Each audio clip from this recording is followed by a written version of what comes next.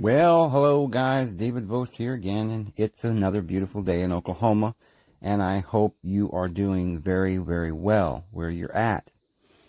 And in fact, I actually believe that we could be doing very well with a simple adjustment of our awareness.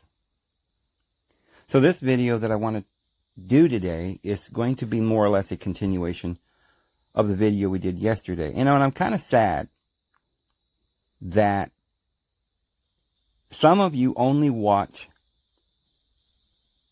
videos that I have time to make a great thumbnail picture for and make up a really good title.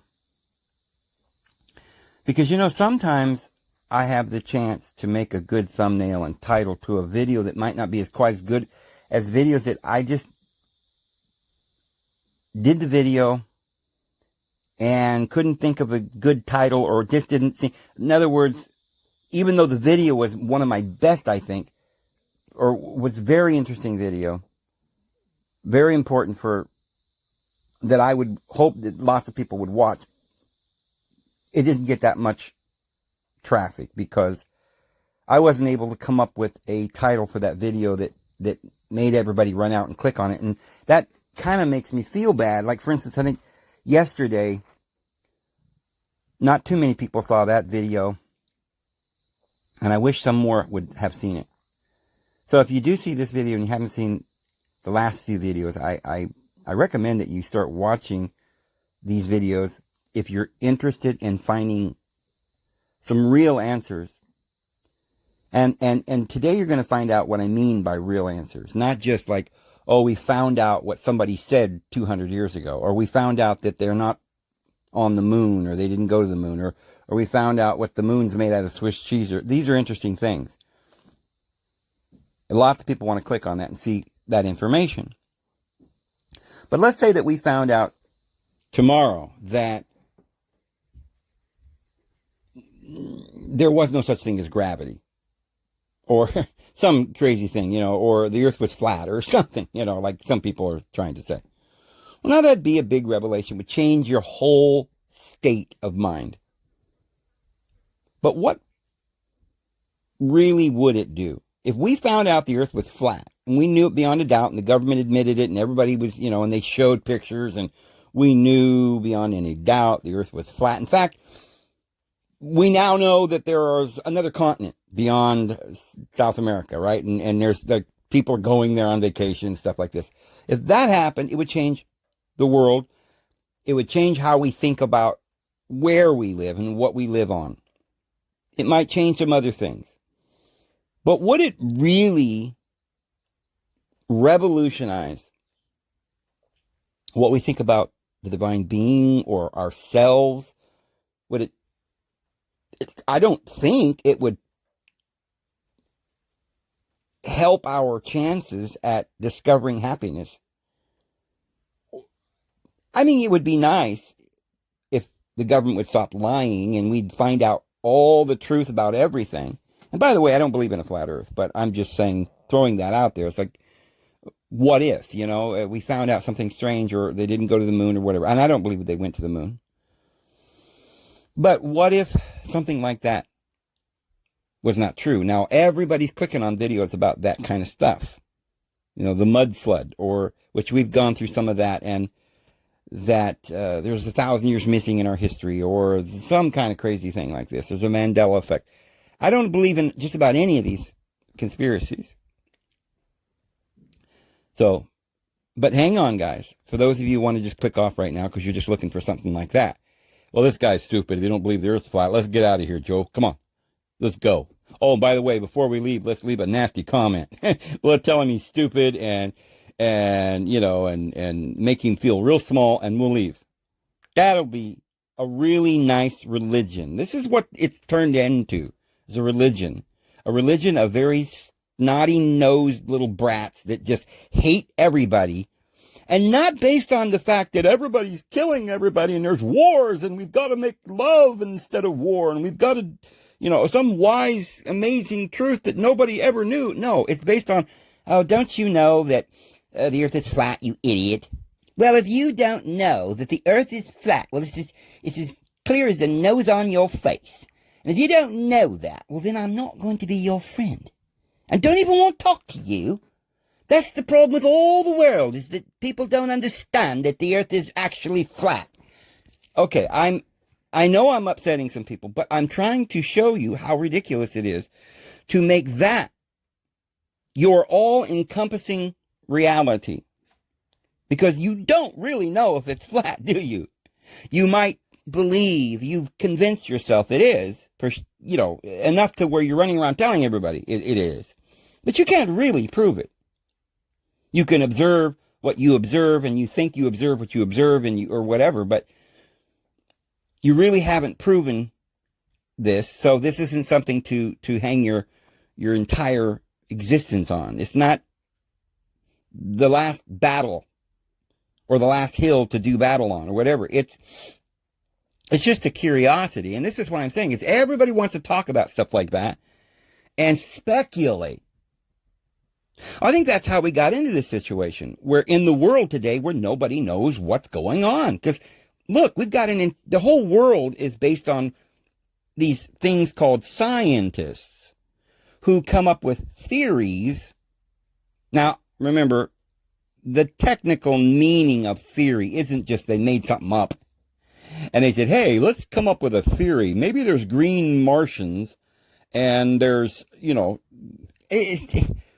that's not what it means that they come up with theories. Theories are based on evidences, but they have not yet been absolutely proven to be the only reality. It's just everything, the laws and the science that they have seems to work with that paradigm. That's kind of what theory means. So it doesn't necessarily mean there isn't any evidence for it. There's certainly evidence for the theory of relativity, because E equals mc squared is like a mathematical formula that actually works. They use it in the space industry. They use it in computer industry, technology, engineering. It works. It's true to the extent that as a model, it seems to work. But, okay, I'm getting way off, because what I'm trying to get to is that there is something more important. We talked about part of it yesterday, and that is our concept of what the divine being is, or our own selves. Now, this might kind of fall over into another field and encompass lots of other things. Because when you change your basis of thought, your whole foundation of belief, then all your other little dominoes sometimes fall. In other words, if you were to have a poor foundation, the walls could fall down, the roof could cave in. So you have to get your foundation right. Now, depending on what you put up as a foundational belief, it may support other theories that you will continue to keep, because it's supported by your foundational belief. But if you were to change your foundational belief, then many of these pillars that are holding up your tent might fall on their own. So rather than concentrate on these concepts that are held up by other foundational principles and saying, well, I'm going to base everything I believe on this pillar over here. Let's forget the pillar for a minute. Let's take a look at the foundation. Let's take a look at what we actually believe about ourselves, about the divine being. I know you might be thinking, well, if the earth is flat or if it's round is very foundational, but really it's not as foundational as what you might think. It's kind of like looking at all the symptoms and not the cause. When you're looking at disease, when doctors are running around treating symptoms, but never getting to the actual root of the matter. This is what we want to do then. So, what I'm trying to bring out, and I hope that a lot of people will see this and begin to realize this is so important, is that you guys are talking about all these mysteries like the flat earth, but do you realize that there's some real problems with a lot of these words? The word God, we don't even know what it means. We can't conceive or express. Like, no religion has the same belief about the higher power, even though they all call it God. But if you're in India, right, you believed in a holy book, and it got Brahman and Shiva and Nirvana and different words. You're talking about a whole bunch of information. The question is, why is it that over here in the West, we have a whole completely different view of everything spiritual, and maybe even physical, if you really applied that spiritual to the physical, to the scientific reality of the world, the what is the world that we live in? I mean, like, scientists don't believe in spirit, and they don't believe in God. So that would change everything. They're not looking at anything, like, they're trying to figure out why the world is here. But if they don't know about the divine being, how would they ever determine? If there is a divine being, how would they ever determine? Since they don't believe in creation to start with, they don't believe in the divine manifestation to start with. By the way, Einstein had ISIS unveiled in his studio when he was working on the theory of relativity. He had that book, and he read that book all the way through, and he cherished it. He studied it very carefully. But what's happening is that we have a scientist who says, well, I don't even know if there is a deity, but I'm going to go figure it out. I'm going to see if I can prove it. Although, of course, scientists aren't trying to prove the divine being. They're just assuming there isn't one. They've rejected all the esoteric wisdom, and they're just going to start over and get a petri dish, and now they've come up with theories. Well, that's fine, but they're being financed by people who have an agenda. So we humans got to realize right off the bat that all of this has a purpose to keep us in darkness and ignorance. And like I say, we're so mesmerized as a human race, as every individual, so mesmerized by the little sparkly, flashy things all around us, we never realize what is behind all of that flash. Like, what does the room look like beyond the flashiness? Can you see the mountains from here? The reality of everything around you. We're just concentrating on speculating about things that really probably are, like I said, pillars and paneling and nails and boards, but not the foundation. Now, the boards and the nails and the interior is all important. It's the design that's important to people. The fashion, right? We want white stucco walls, or we want wallpaper. We want paint. We want a certain look, a deco, or antique, or modern, or whatever. But all of that is going to go right down the tube if you don't have a good foundation or even a good roof. There are more important things than the design or the looks of things. So again, I think that we need to just put all of this, you guys out there that believe in the flat earth or whatever, let's put all that on hold. And you scientists that are out there trying to discover how far it is to the nearest star, and what is a galaxy, and what holds it together, and how did it begin to form? Why don't we instead try to understand? I mean, let's I've given this illustration before. Let's say you're watching a movie, and there's a road in the movie, and a covered wagon, and they're going down the road in a covered wagon, And there's horses and the guys up there going, ha, chow, chow. And, and they're going down the road. And all of a sudden you see coming up the rear is a gang of robbers, thieves, and they've got guns, and they pull over the stagecoach, and of course the beautiful maiden steps out with her long, 18th century garb, and the cowboy steps out, and they say, "Give me your gun," and they take all the money and they go. Now, somebody could say that the guy was riding that stagecoach was very foolish, because obviously you could see the town up ahead. It was no more than a mile.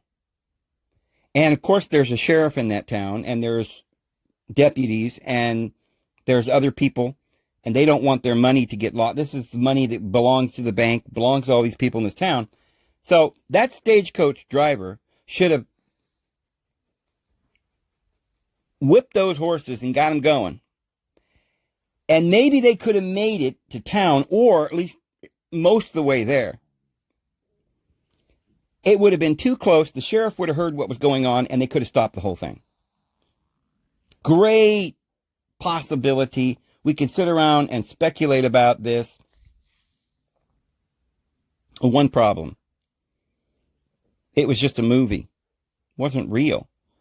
But a scientist would say, but no, wait a minute. I know that it's real because I could see the dust coming up from the stagecoach. I could see the snorting of the horses. I could see the sweat dripping down off the horse's back. I could see the look of fear in that woman's eyes. And the whole thing was so real. The colors, everything. Look, I can determine, first of all, I just said it's a mile to that next town. Now, if there's some distance involved, we know that it's real, because something that's a mile from something else is a thing. So this is real. Only problem is that, again, it's not real. It's based on a reality. It looks like it's a mile to that town, but you're looking at a screen, a white screen, and there's nothing there but light flickering. There's no reality.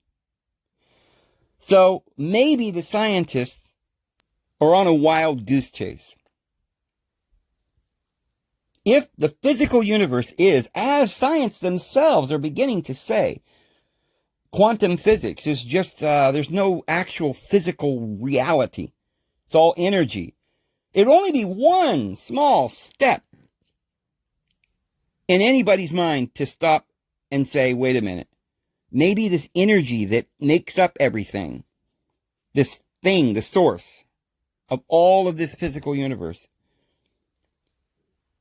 maybe it is spirit. Maybe it is mind. Maybe that's what religion was trying to tell us. Well, see, obviously, I'm sure a lot of people have already thought of this. The problem is the scientists are going to continue being scientists because they're getting paid and financed by those who have an agenda. And so you got another group of people out there that's constantly coming up with theories, and they like to fantasize about what if this and what if that, and what if trees are really bushes, the mountains are really trees, and there's no history, and we're not, we're in a Truman Show. Any of that's possible, but you're looking at a movie screen. You can't determine what you're looking at. So maybe we need to go back and start first figuring out who we are. And as we said, maybe what we are is not a body of flesh and bones with blood running through the veins. And we're not living on a flat earth or a round earth. But maybe we're living entities, experiencing our own thoughts and experiencing the world that we are manifesting around us. Now, if that were the case, we might do well to read the esoteric wisdom. And if we did read it, if Einstein read it, then he probably, if he'd had any common sense, would have given a lot more of his life to studying that rather than how to build a nuclear bomb. All right, so yesterday we talked about how we don't know what the divine being actually is.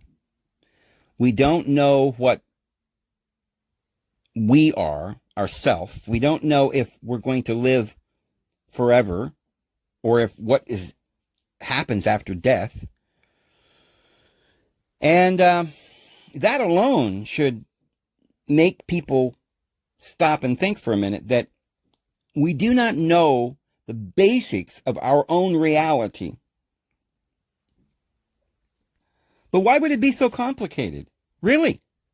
Why is this all so complicated? I mean, somebody might say, well, Dave, what are you talking about? Mind over matter, that we can overcome the physical world and that the world's not real. We can move spoons with our mind and melt steel like the Superman or whatever, telepathic thoughts and everything like that. Well, if that were the case, if we had those powers, wouldn't we just be using them? I mean, we got legs and we know how to use them. We got a mind and we use it with math and we design buildings and stuff like that. So what makes you think, Dave, that there is some other power that we might have, latent abilities? Well, let's say that you were a little boy and your parents had always told you that you couldn't go outside. Now, you could look out the window, but you had to stay inside and never open a window because outside there was a poisonous gas. And so the outside was not made for humans. That's not a part of your existence. It's only something you view. Your two legs were only to get you from the dinner table to your bed or to the television. You experienced everything through a television, and you plugged a cord into your ear and you heard stuff and you learned all kinds of ignorant things.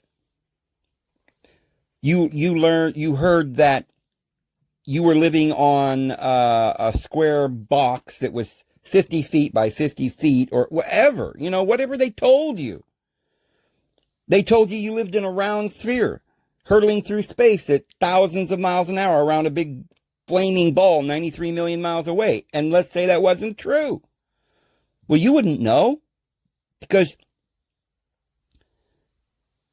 everybody in your house never went outside and you believed them. So now I don't know how you could get away with something like that. I mean, this may be fanciful because, you'd have to wonder where's all this food coming from. Somebody's bringing it in from outside, right? I guess you could explain to the kid that food grows out there in the bad chemicals and that's what makes food grow. But once it's picked, then you can digest it. But it has to come through a conveyor belt through a hole in the wall and it's all sealed off through different doors and it's quarantined for a little bit in a certain space and then it comes through another door and then you can eat it. I don't know. I got a little complicated with that parable, but still it serves the point I'm trying to make. That if you were just lied to about everything, you might believe it and you wouldn't know that you could even go and explore. You'd never even dream about mountain climbing.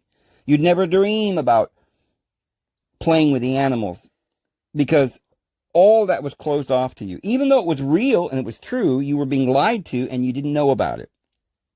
Well, as crazy as that sounds, I mean, this sounds completely crazy. It's like, what are you talking about? To get to the information you want to share with us today, Dave, because what you're telling us is making no sense. You're just going nowhere fast. No, I really needed to tell you that because it's exactly like the situation we may be in. Because remember, Adam and Eve was in a garden. They weren't in the world because Elohim created everything, the whole world. And he made Adam and Eve in his image. But then Yahweh comes along and just makes this garden. And he puts a hedge about the garden. And he provides, and he says, now Adam, I want you to till the garden. And name all these animals. And I want you to live in here. And take care of this thing. Well, then this God tells him, don't eat that tree because, that will make you like me. That's knowledge. I don't want you to have any knowledge. Now, think about it. We believed it. For thousands of years, people are running around saying, oh, don't get involved in that. That's the occult. That's hidden. You're not allowed to know that. That's magic. Even though the word magic doesn't mean what you think it means. It's the Magi is where that word comes from, and that's a priesthood. Daniel was the head of the Magi. So if we're not supposed to be involved in magic, then why is the prophet Daniel the head of the magicians?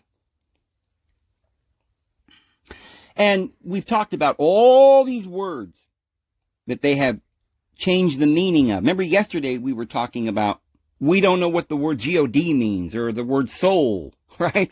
There's so many words. We don't know what the word hell means. Where is it? We're going there, but we don't know where it is. Where's heaven? I don't know. Is it on a cloud? I don't know. I think there's rainbows and fairies up there. Well, we don't know. Well, we're talking about it like it's a reality, but we don't even know what these things mean. And we don't know what a soul is. We don't know what God is. We don't know what eternal life is. The word in our Bible for eternity isn't even eternity. It's ages of ages. Everything's mixed up. We talked about how the rider of the white horse in Revelation 6:2 has got, it says in our Bibles he's got a bow, but it really in the Greek is a toxin. Biological warfare. We didn't know that. And Revelation 18:23 says that Babylon's greatest problem that she's deceived the whole world with is pharmaceutical drugs. But it's not translated correctly. And I say, what are you talking about, Dave? Well, from the very beginning, from the garden, Yahweh didn't want us to have any knowledge, so he hid everything from us.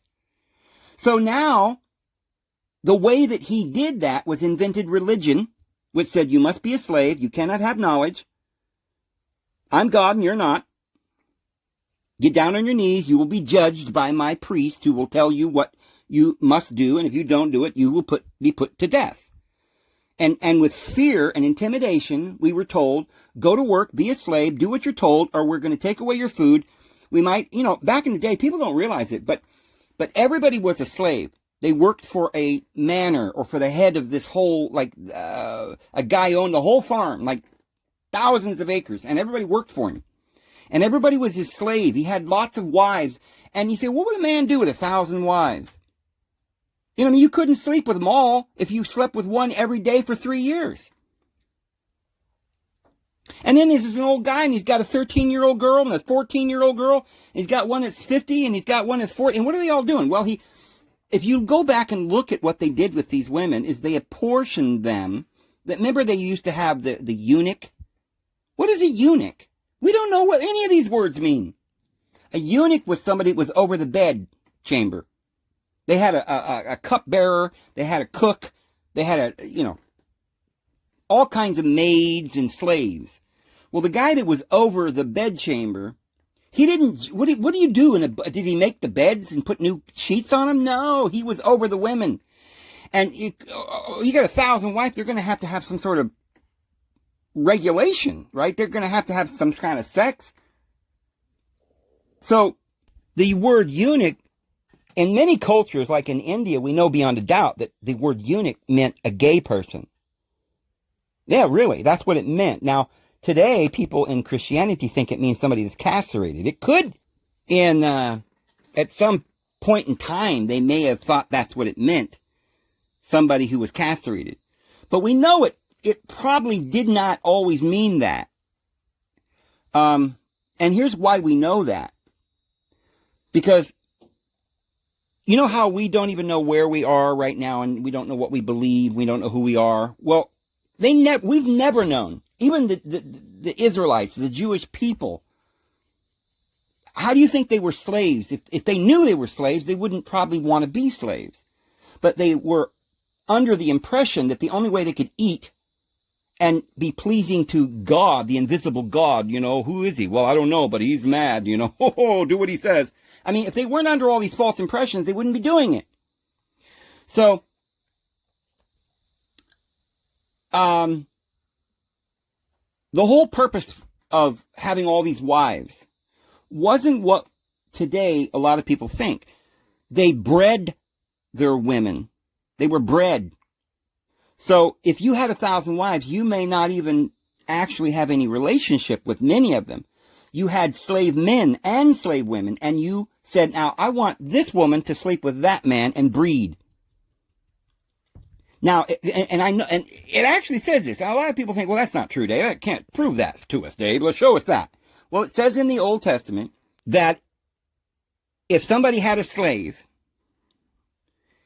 and his master gave him a woman and they had children and they were breeding, that if the slave could become free, pay off the debt or whatever he owed, or somehow purchase his freedom, he could leave and go and be a free man, but he could not take his children or his supposed wife or the woman that he gave birth to all these children with.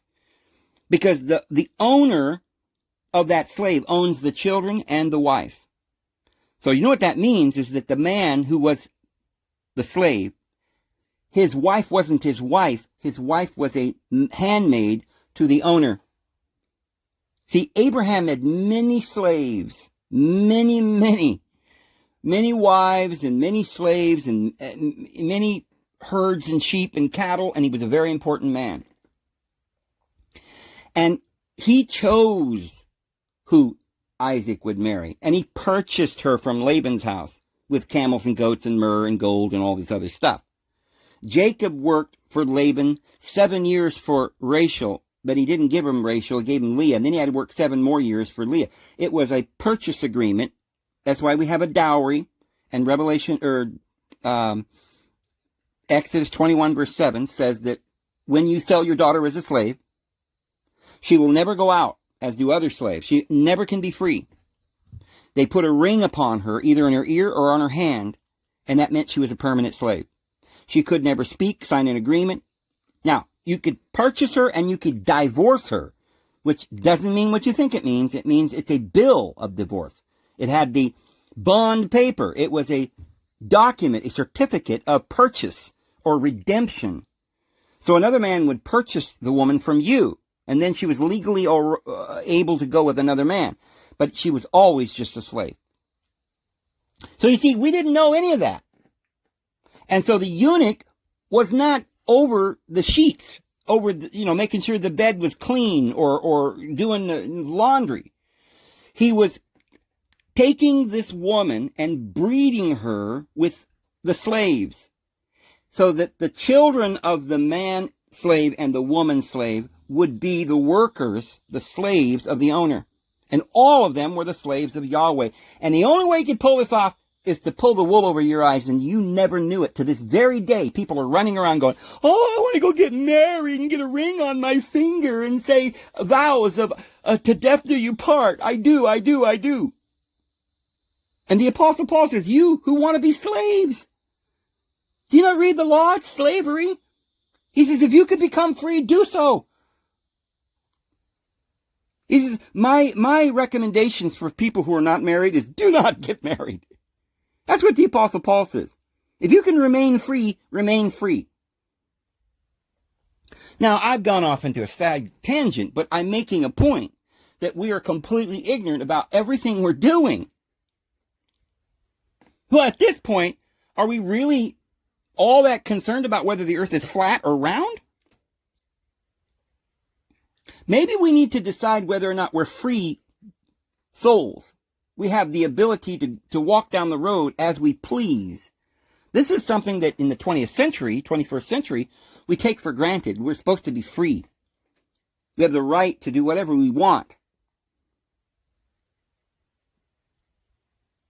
as long as we don't hurt somebody else.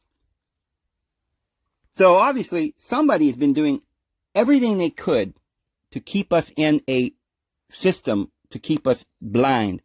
And they invented religion to make you believe that your environment and the life that you're living is all there is, and you need to be thankful for every little crumb that the master throws you. and grovel on the ground and call him, oh, sir, yes, sir, oh, your honor, ho, ho, ho. This is how they got these robes and everything, and we're bowing before thine honor. Oh, forgive me, oh, king, groveling at their feet. And this was all normal. And then the king would say, go to war, and yeah, your husband may not come back. He's going to put him at the front lines, right? But it's for a good cause. What's the good cause? Well, I want to expand my kingdom, dear maiden, and you're going to be, don't worry, you're going to be fine, because I'm going to breed you to this guy over here.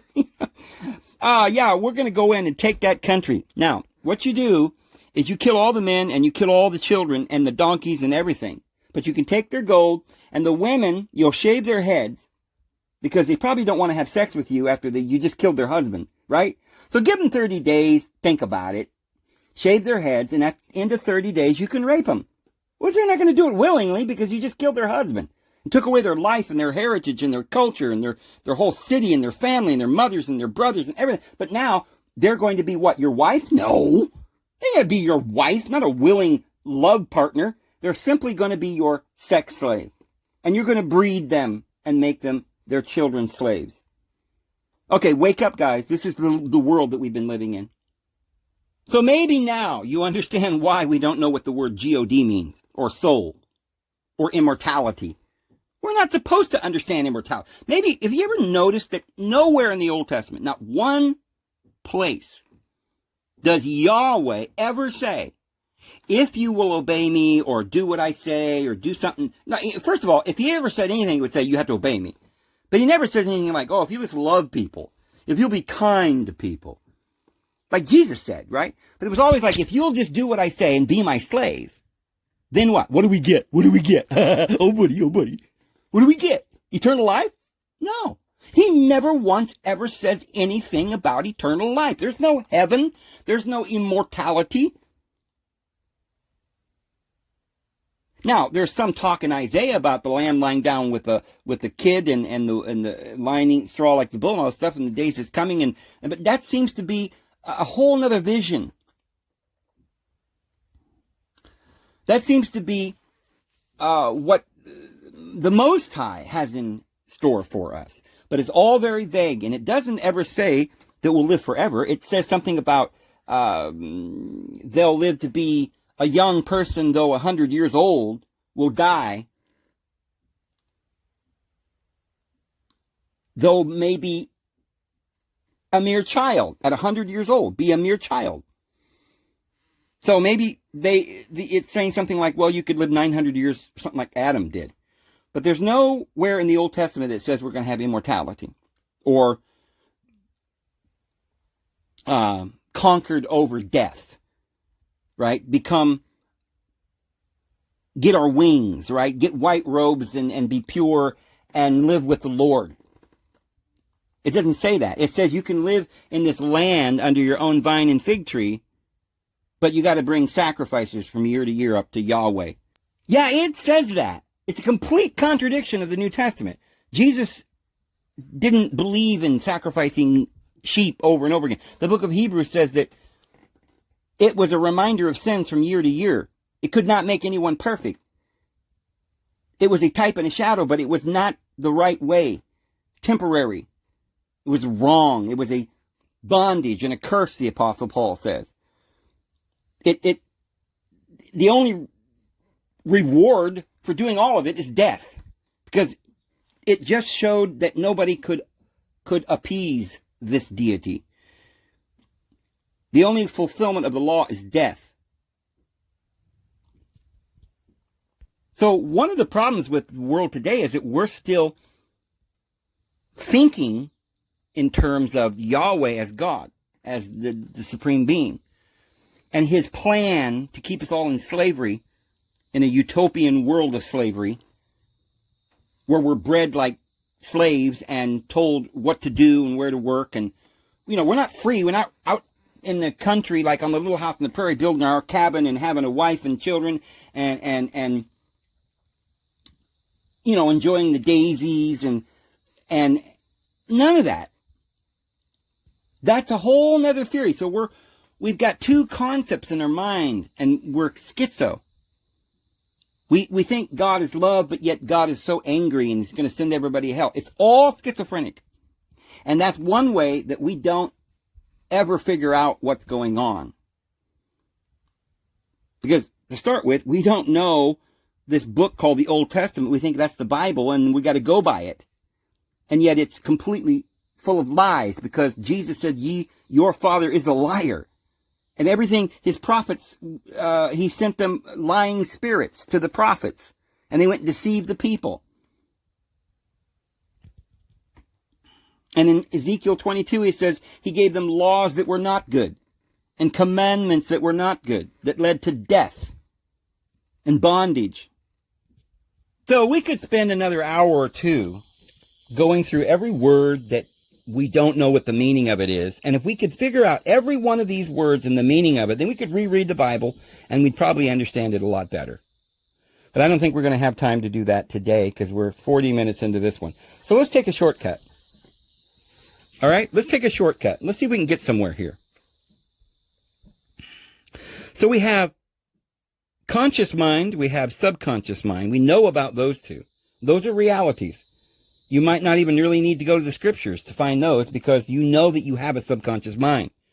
You know that behind the scenes, without you're even thinking about it, you're controlling your breath, your blood pressure, your pH balance, the amount of salt in your system, and everything's going on. Digestion and everything else. Without getting into it deep, because we don't have much time, it's pretty obvious that spirit is invisible. Like the wind, it's a force. I don't think it would take much for most of you to say, okay, I agree that spirit is mind. That the force behind the world is mind.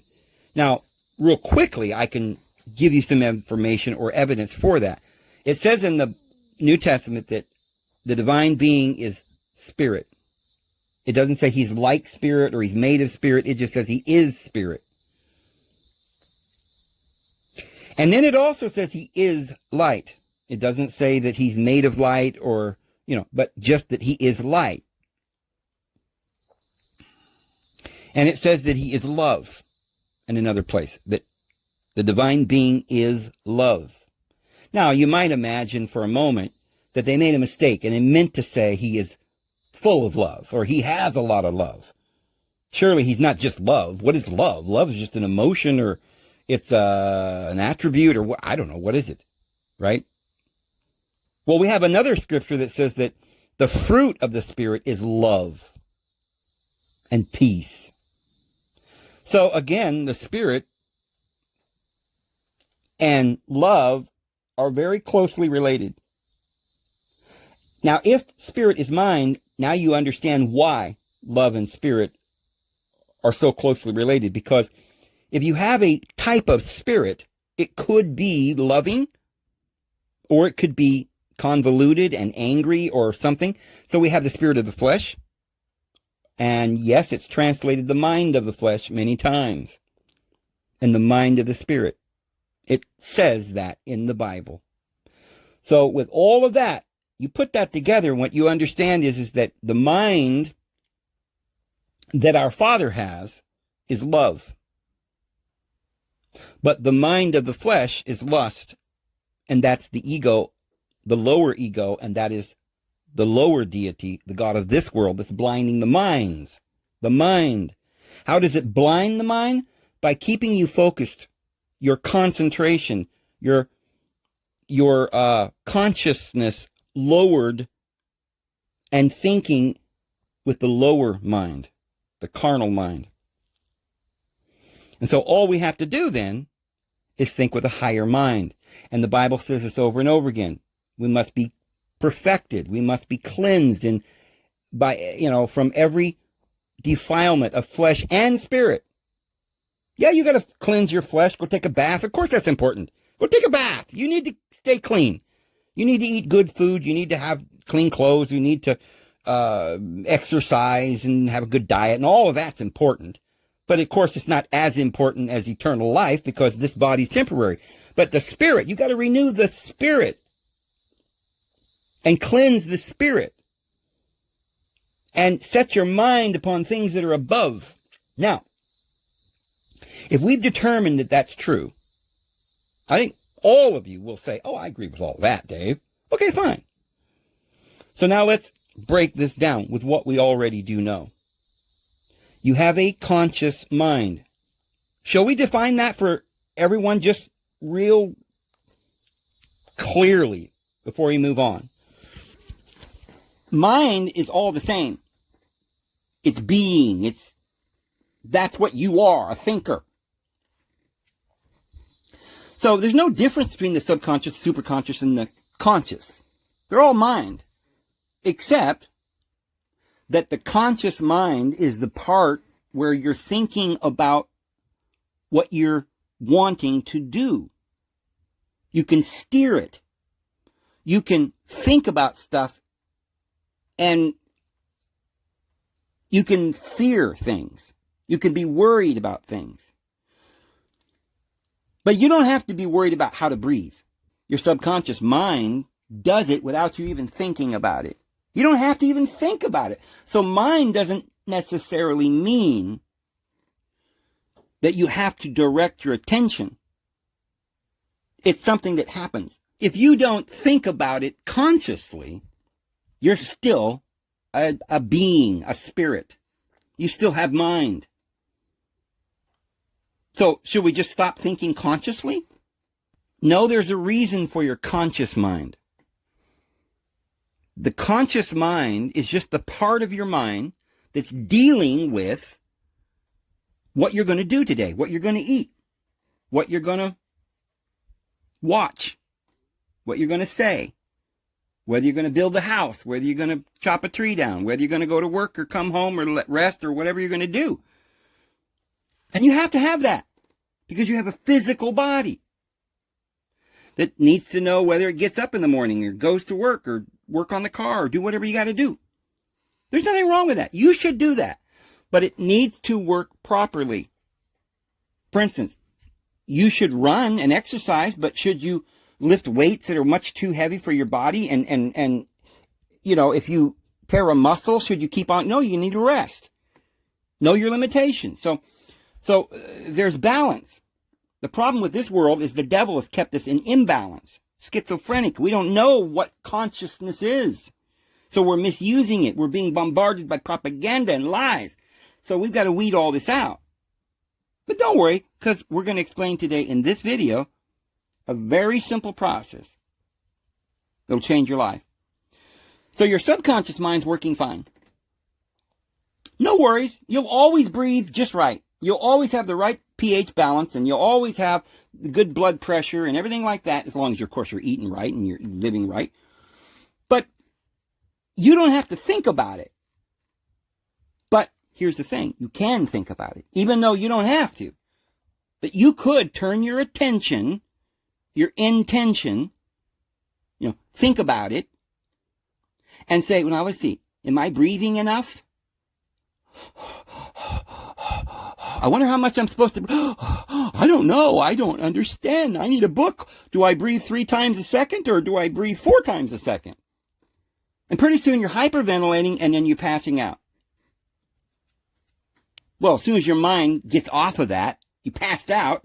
Now your body goes back to normal and you wake up and you're like, what happened? Oh, well, you tried to control stuff with your conscious mind that it doesn't need to be controlling. And it causes disaster. Okay? So now, take it a step further.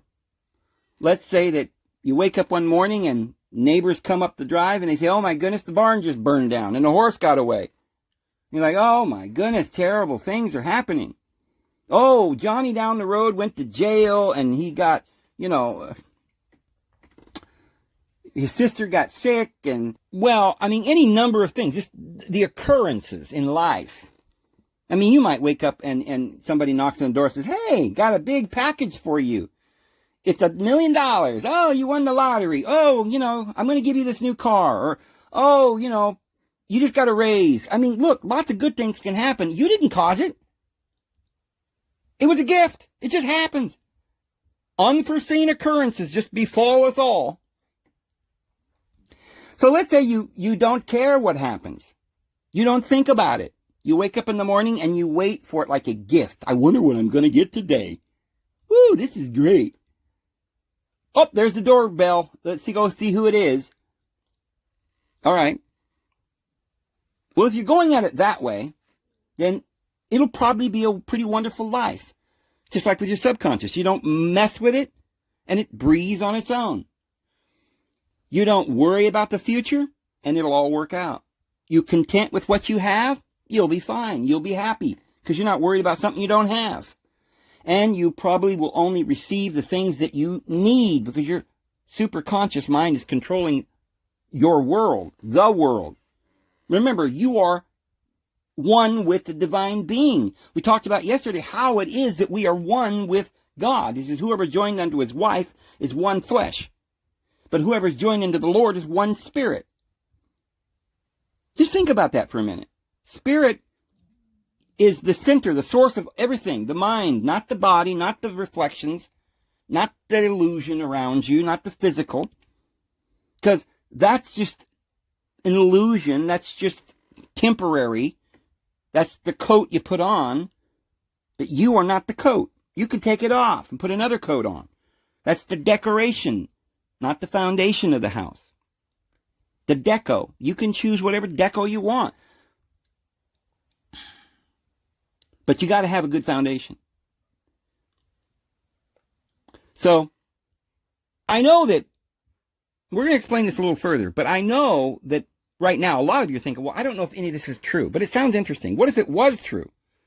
Then this would be great if it were. Because I think you already know where you're going with this, Dave, and it might work if it were true, but, come on, it can't be true, right? Bad things are going to happen to me whether I have faith or not. And, this world is bad and everything's bad and death is coming. So let's just be sad all the time because, look, there's no point in rejoicing. There's nothing to rejoice over. I just don't know if I can let go of this fear, this overwhelming dread inside of me. I've got problems, Dave, and I don't think you're helping. Because I don't know if you're right. So therefore, maybe you're wrong. All right, well, I've just shown you evidence that that's what the meaning is. But remember what I told you is that we're not going to be able to do this. And we got, 5-10 minutes left? I won't be able to convince you. I've shown you a lot of evidence that these words that are in the Bible are not what we think they mean. And if we did know what they meant, we'd understand this better. I've tried to explain how the Spirit, what it means, and the world is temporary, and that we're the divine being, and that we can tell that mountain to be moved, and we can uproot that tree and throw it in the sea with our mind, with our commandment. That all the angels will obey thy word, and they will not allow your foot to stumble upon a stone.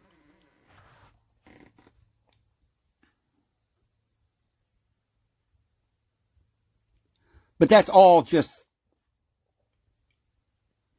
fantasy, because you don't know if it's true. You haven't proved it. Well, I'm showing you that you can prove that that your mind is much bigger than just your conscious mind. You know the subconscious mind's there. You know it's controlling many functions in your body. And you know that if you don't think about it, it works just fine. So, with that testimony, along with biblical testimony, all the ancient esoteric wisdom, it says you must have faith. You must live by faith. And fear has torment, the Bible says. Fear has torment. And there is no fear in love. And that we're supposed to be always walking after the Spirit, which is love and joy and mildness and goodness and gentleness and kindness and patience and self-control. Why would we do that if it doesn't make a difference? Why does the Apostle Paul says, be transformed by the renewing of your mind? Well, you don't believe in the Bible. I understand, maybe. And even if you said, well, it might be true. I believe in it, but come on, Dave. It's not go so far as to actually think it's going to actually happen. I just believe in it. I don't actually think it's going to happen. I'm not going to actually practice it. Look, I'm just saying, hey, faith is something everybody has. You just have to practice it. You know, you don't know if you can hit the bullseye. You don't know. But you deep down, you see the other guy's doing it, and you're like, yeah, I can do it. And you pull back your arrow, and usually the first shot's pretty lucky, right? And you're like, whoa, I can do it. I'm a good shot. And then after you do it a few times, you're like, I'm missing. See, you gotta, you know, remember what Kung Fu said? Oh, grasshopper, put a blindfold on. You will hit the bullseye when you know in your spirit, when you have confidence, when you just let go. He's like, what? You know? Okay, I get if I relax, I can, you know, I might be a better shot. You know, I need to relax. But if I put a blindfold on, I might miss, you know. It's not about the physical.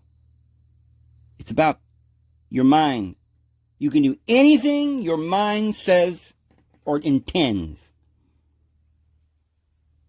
But you have to learn that, and you can't know that for sure, but you can practice it, act upon it in faith, and expect the result.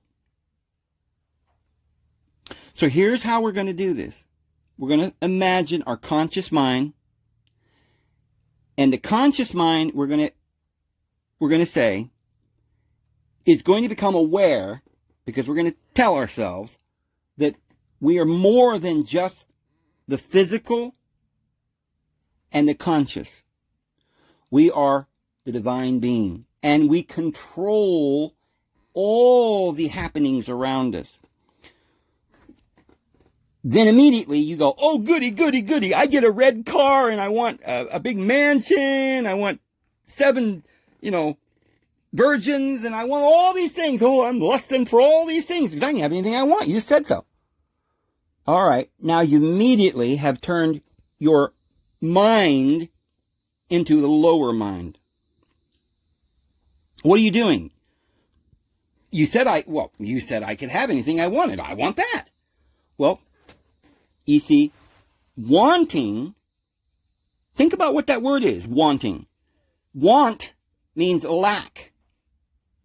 As soon as you say, I want this, that, and the other thing, you're immediately just saying that I need those things. I am lacking those things.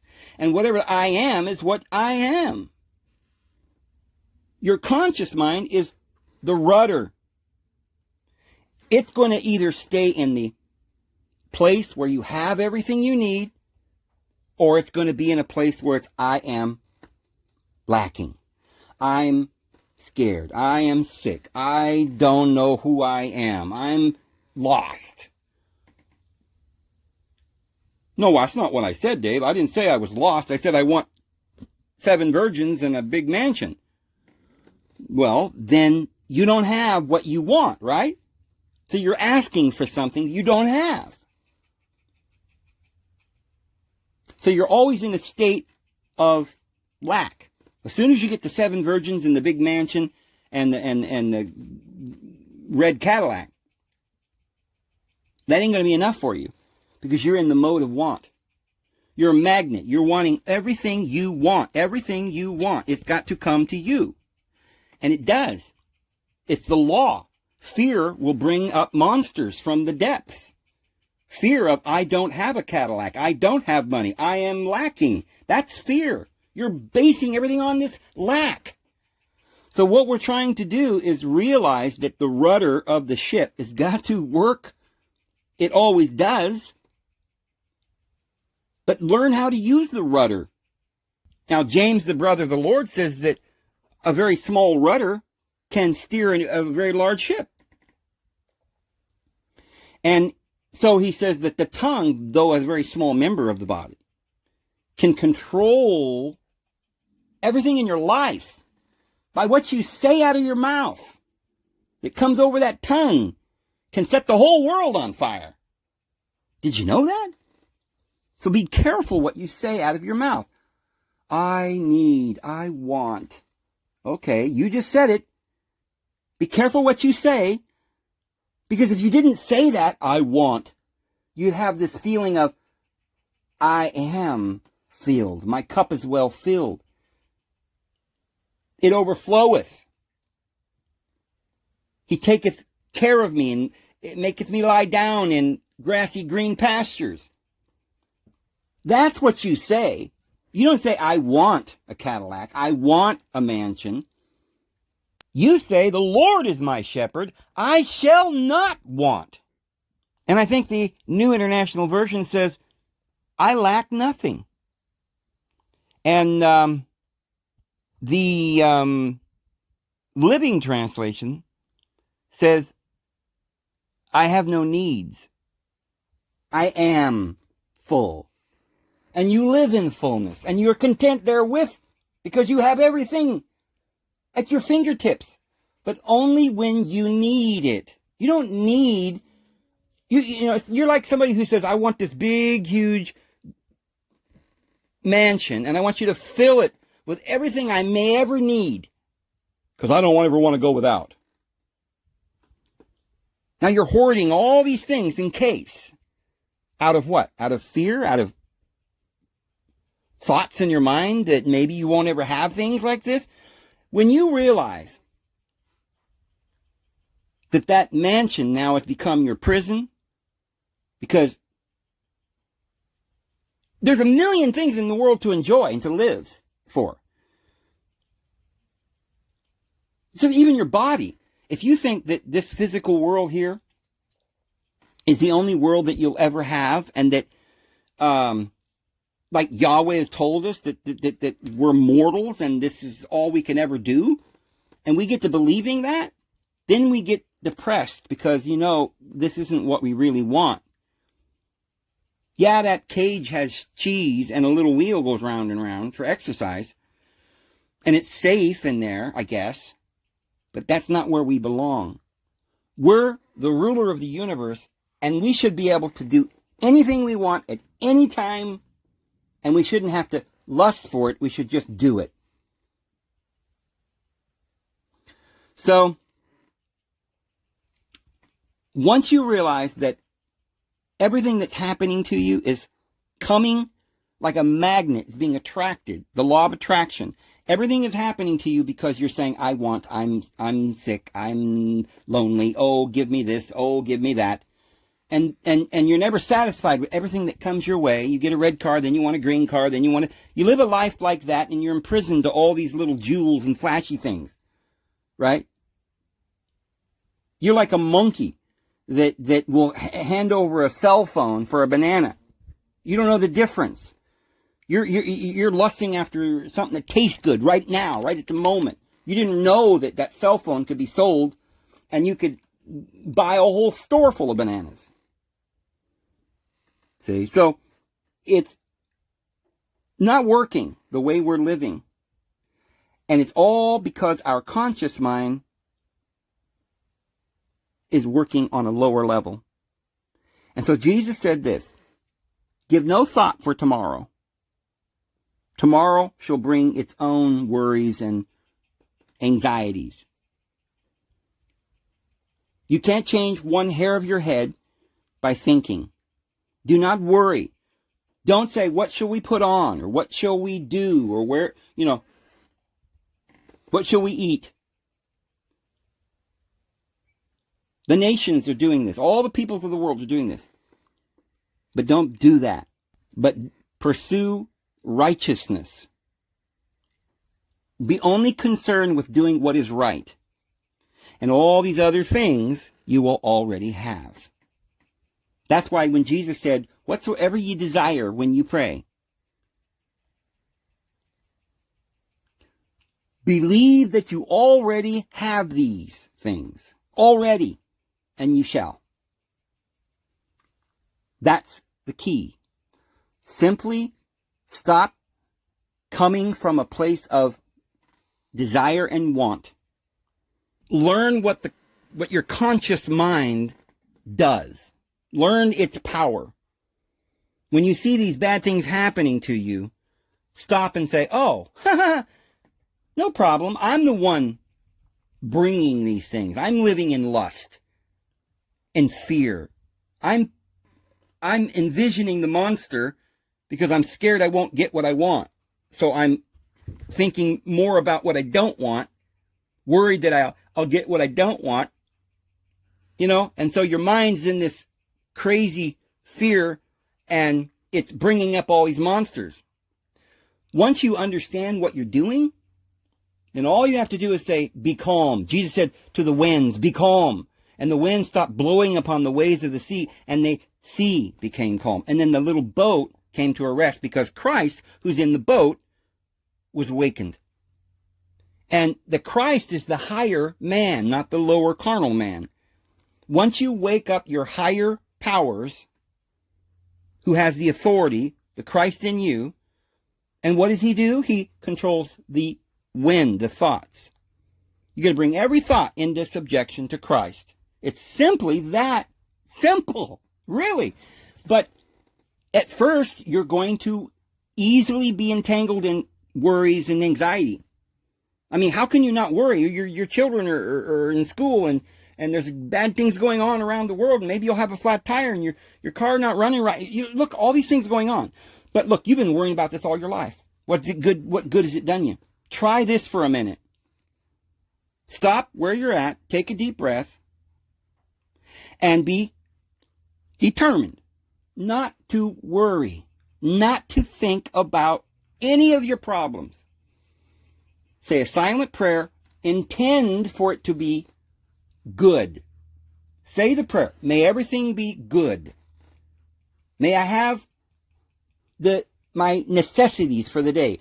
Give me thy daily bread. Jesus, it's all right to ask for your daily bread, for the things that concern you for that day. Well, I need to go do this. I need to go do that. But when you start worrying unnecessarily with anxiety about things that are happening next week or a month after Tuesday, then your mind, your conscious mind, is not where it should be. It's over here. And it's starting to be afraid.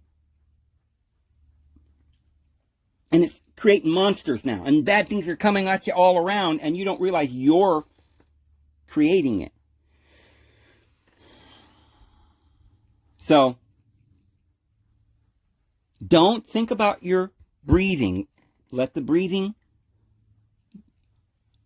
relax and let the breathing go natural. And you'll breathe just fine. Don't think about what you need tomorrow. Because if you do, you're going to be worried about it and you'll bring up some monster. Just worry about today. And hope, it's kind of something that is a higher mind. Hope, faith, believe. No anxiety, no worries, just believe.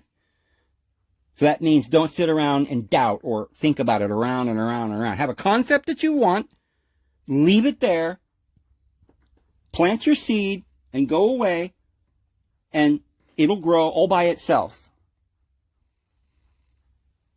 It doesn't need any help from your conscious mind to keep concentrating on it. Well, I planted the seed, now I'm watching it. Now grow, grow, grow, grow. Oh my gosh, it's not growing. You don't need to do that. Just simply say, Lord, I love you. Thank you for this day. Thank you for my daily needs.